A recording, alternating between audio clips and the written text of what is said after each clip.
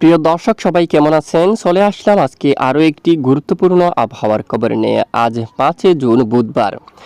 আবহাওয়ার বিরাট বড় পরিবর্তন, বৃষ্টির সম্ভাবনা দেখা যাচ্ছে পশ্চিমবঙ্গ বাংলার কিছু কিছু এলাকা জুড়ে।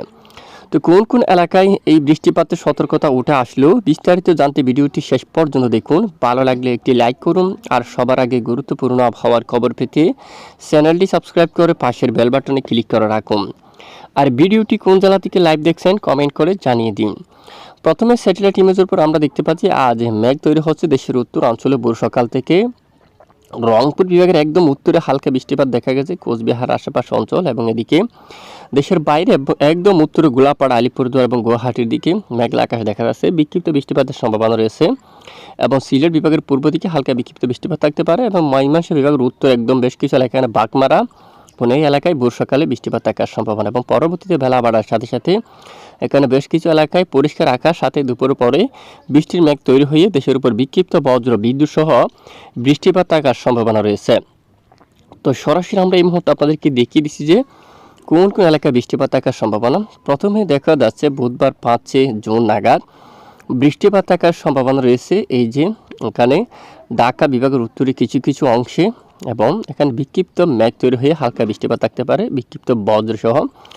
আর এদিকে পশ্চিমবঙ্গের দিকেও কালবৈশাখী বজ্র বিদ্যুৎ সহ বৃষ্টিপাতের সম্ভাবনা রয়েছে দুমকা, শিউরি, নালহাটি আগামী 24 ঘন্টার মধ্যে এই সমস্ত এলাকায় বৃষ্টিপাত থাকার সম্ভাবনা, এবং এদিকে যশোর, লোহাগাড়া, খুলনা বিভাগের কিছু কিছু এলাকা জুড়ে বিক্ষিপ্ত বজ্র বিদ্যুৎ সহ বৃষ্টিপাত থাকার সম্ভাবনা রয়েছে।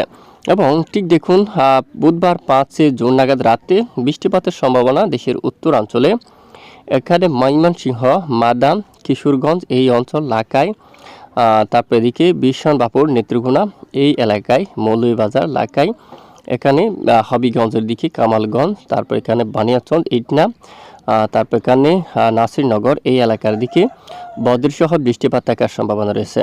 পাশাপাশি আগামী বৃহস্পতিবার 6 জুন নাগাদ উত্তরের বেশিরভাগ এলাকায়, রংপুর বিভাগের উত্তর দিকে এখানে রয়েছে ঠাকুরগাঁও এবং পঞ্চগড়, এবং এদিকে কৃষ্ণাগঞ্জ এবং দিনাজপুরের দিকে এই এলাকার দিকে, এবং রংপুর এবং গাইবান্ধার দিকে এখানে কুড়িগ্রামের কিছু কিছু অঞ্চল জুড়ে বজ্র বিদ্যুৎ সহ বৃষ্টিপাতের সম্ভাবনা রয়েছে। তো এবার আমরা সরাসরি মোড থেকে কালবৈশাখী মেঘ তৈরি হওয়ার সম্ভাবনা আছে কিনা একবার দেখে নেব। তো দেখতে পাচ্ছি আজ বুধবার 5 জুন নাগাদ ভোর সকালে কালবৈশাখী হওয়ার মতো তেমন আভাস কিন্তু নেই।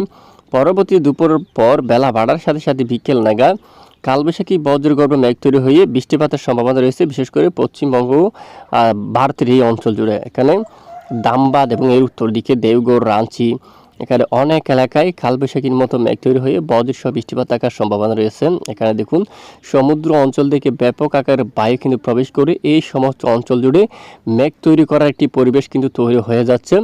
এই যে দেখুন আপনারা, এখানে উত্তরের বাতাস এবং দক্ষিণের সমুদ্র অঞ্চল থেকে বাতাস এসে এই সমস্ত অঞ্চল জুড়ে একটি দেখুন এখানে প্রচণ্ড মেঘ তৈরি হওয়ার মতো একটি পরিবেশ কিন্তু করে ফেলছে। এখানে দুপুর পর বিকেল নাগাদ অথবা রাতে কালবৈশাখী মেঘ যে কোনো টাইমের মধ্যে, মূলত আগামী 12 ঘন্টার মধ্যে এই স্থানটুকুর মধ্যে মেঘ তৈরি হয়ে প্রচণ্ড আকারে বৃষ্টিপাত থাকার একটি সম্ভাবনা দেখা যাচ্ছে পশ্চিমবঙ্গ, বাংলার এখানে ভারতের এদিকে, এখানে এই অঞ্চল জুড়ে ভারতের প্রচণ্ড কালবৈশাখী বজ্র বিদ্যুৎ সহ বৃষ্টিপাত থাকার সম্ভাবনা কিন্তু উঠে আসছে।